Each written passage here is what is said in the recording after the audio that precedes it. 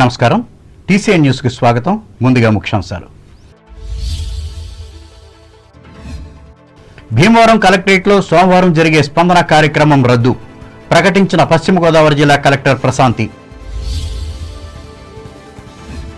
YSR Congress party కోసం అంకిత భావంతో పనిచేసే వారికి గుర్తింపు ఉంటుంది భీమవరంలో పేర్కొన్న ఎమ్మెల్యే శ్రీనివాస్.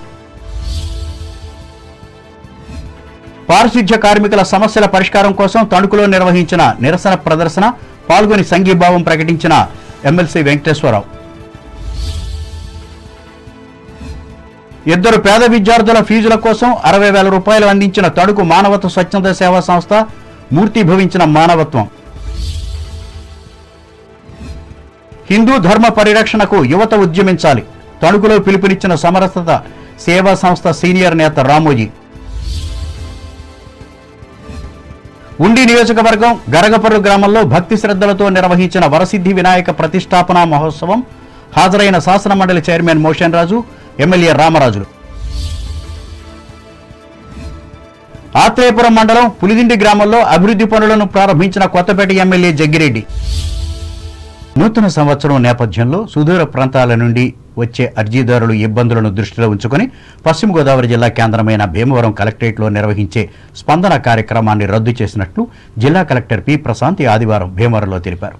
జిల్లా ప్రజలందరికీ 2024 నూతన సంవత్సర శుభాకాంక్షలు తెలిపారు. ఈ మేరకు ప్రజలంతా ఆయురారోగ్యాలు సుఖ సంతోషాలతో ఉండాలని కోరారు. రాగద్వేషాలు భేదాభిప్రాయాలకు అతీతంగా అందరూ ఐక్యంగా అభివృద్ధి వైపు అడుగులు వేయాలన్నారు. నూతన సంవత్సరంలో నూతన ఆలోచనలతో ప్రజలు ముందుకు సాగాలని ఆమె ఆకాంక్షించారు. ప్రజల్లోకి వెళ్లి ఓటు అడిగే హక్కు వైసీపీ పార్టీకి మాత్రమే ఉందని భీమవరం ఎమ్మెల్యే ప్రభుత్వ విప్ గ్రంథి శ్రీనివాస్ తెలిపారు.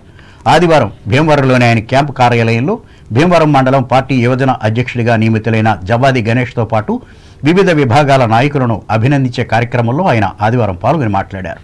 పార్టీ కోసం కష్టపడ్డ ప్రతి ఒక్కరిని కూడా ఖచ్చితంగా గుర్తుంచుకుంటారన్నారు. 2019 ఎన్నికలలో ముఖ్యమంత్రి వై జగన్మోహన్ రెడ్డి ప్రకటించిన మేనిఫెస్టోలోని హామీలు అన్నిటినీ కూడా అమలు చేయడం జరిగిందన్నారు. ప్రజలకు ఇవ్వని హామీలను కూడా ప్రజల సంక్షేమం అభివృద్ధి కోసం అమలు చేసి ప్రజల గుండెల్లో సీఎం చిరస్థాయిగా నిలిచిపోతారని కొనియాడారు.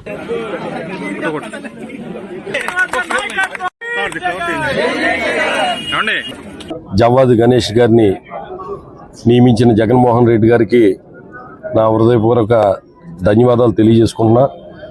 ఎందుకంటే జవ్వాది గణేష్ గారి యొక్క తండ్రి త్రిమూర్తులు గారు చాలా కాలం ప్రజల మధ్యనే ఉండి అనేక పదవులు చేసి అన్ని వర్గాలకి కూడా అందుబాటులో ఉండి వాళ్ళని అందరినీ కూడా తనతో పాటు కలుపుని తీసుకెళ్లగలిగిన నాయకత్వ లక్షణాలను గణేష్ని మాకు అందించడం జరిగింది. ఆయన నిజంగా అటువంటి గణేష్ని మరి ఈ రోజున యువజన వైఎస్ఆర్ కాంగ్రెస్ పార్టీ మండల యువజన కాంగ్రెస్ అధ్యక్షుడిగా నియమించడం జరిగింది. ఇది ఎన్నికల ముందు కాబట్టి ఒక మండలానికి పరిమితం చేయడం జరిగింది. భవిష్యత్తులో జిల్లా స్థాయి నాయకుడు అవుతాడని ఏదైతే గణేష్ యొక్క సత్తా కానీ గణేష్కి ప్రజలతో ఉన్న సంబంధాలు కానీ ప్రజలతో ఆయన అప్రోచ్ అయ్యే విధానం కానీ అవన్నీ చూసిన తర్వాత మంచి భవిష్యత్తున్న నాయకుడు గణేష్ని మనందరం కూడా ప్రోత్సహిద్దాం. మళ్ళీ ఒక త్రిమూర్తులు గారిని తండ్రిని మించిన తనయుడిగా గణేష్కి అనేక కార్యక్రమాలు చేయడానికి ప్రజలతో మమేకం అవ్వడానికి ప్రజల్ని కలుపుని తీసుకెళ్ళడానికి మనందరం కూడా పూర్తిగా ఆయనకి సపోర్ట్ చేద్దామని చెప్పి సందర్భంగా తెలియజేసుకుంటూ గణేష్ని మనస్ఫూర్తిగా నూతన బాధ్యతలు స్వీకరించి దిగ్విజయంగా మరింతమంది అభిమానం సంపాదించాలని చెప్పి మరి కోరుకుంటూ నా అభినందనలు తెలియజేస్తున్నాను. ఈ కార్యక్రమంలో ఎంపీపీల సంఘం జిల్లా అధ్యక్షులు పేరిచెర్ల విజయ నరసింహరాజు, ఏఎంసీ మాజీ అధ్యక్షులు తిరుమాని ఏడుకొండలు పాల్గొన్నారు. పురపాలక సంఘాలకు చెందిన పారిశుధ్య కార్మికుల వేతనాలను పెంచాలని కోరుతూ నిర్వహిస్తున్న నిరవధిక ఆందోళన తణుకులో ఆదివారం కూడా కొనసాగింది. ఇందులో భాగంగా మున్సిపల్ కార్యాలయం ముందు ఏర్పాటు చేసిన శిబిరంలో కార్మికులు పాల్గొని సమస్యల పరిష్కారం కోసం నినాదాలిచ్చారు. ఈ శిబిరాన్ని తూర్పు పశ్చిమ గోదావరి జిల్లాలకు చెందిన పట్టభద్రుల ఎమ్మెల్సీ ఇళ్ల వెంకటేశ్వరరావు సందర్శించి సంఘీభావం ప్రకటించి మాట్లాడారు. ఈ మేరకు కార్మికులు సమ్మెను విచ్ఛిన్నం చేసేందుకు ప్రభుత్వం పోటీ కార్మికులను దించడం అన్యాయమన్నారు. అనంతరం కార్మికులు పట్టణంలో ప్రదర్శన నిర్వహించి న్యాయం చేయాలని కోరారు. ఈ కార్యక్రమంలో సిఐటియు జిల్లా కార్యదర్శి పివి ప్రతాప్, నాయకులు ఎన్ ఆదినారాయణ బాబు, అజ్జి కృష్ణబాబు, కె అయ్యప్ప, జి కుసుమ, కె వెంకన్న, జి లక్ష్మిలు పాల్గొన్నారు. ఇంజనీరింగ్ కోర్సుల కోసం కేంద్ర ప్రభుత్వం నిర్వహించే జేఈఈ మెయిన్స్లో ఉత్తమ ర్యాంకు సాధించి సంత్ విశ్వవిద్యాలయంలో ఇంజనీరింగ్ 2వ సంవత్సరం చదువుతున్న సరెళ్ల ఋషికుమార్, భీమవరం బీబీ రాజు కళాశాలలో ఎంఎస్సీ చదువుతున్న లంకా గౌతమ్ సాయిల ఫీజుల కోసం తణుకు మానవత స్వచ్ఛంద సేవా సంస్థ తరఫున ఆదివారం చిరక 30,000 రూపాయలను అందజేసి ఆదర్శాన్ని మరొకసారి కొనసాగించారు. ఈ సందర్భంగా సంస్థ కెరీర్ గైడెన్స్ చైర్పర్సన్ కోడూరి రాధాపుష్పవతి మాట్లాడుతూ మంచి మనసున్న దాతల సహకారంతో పేద విద్యార్థులకు చేయూతనివ్వగలుగుతున్నట్లు చెప్పారు.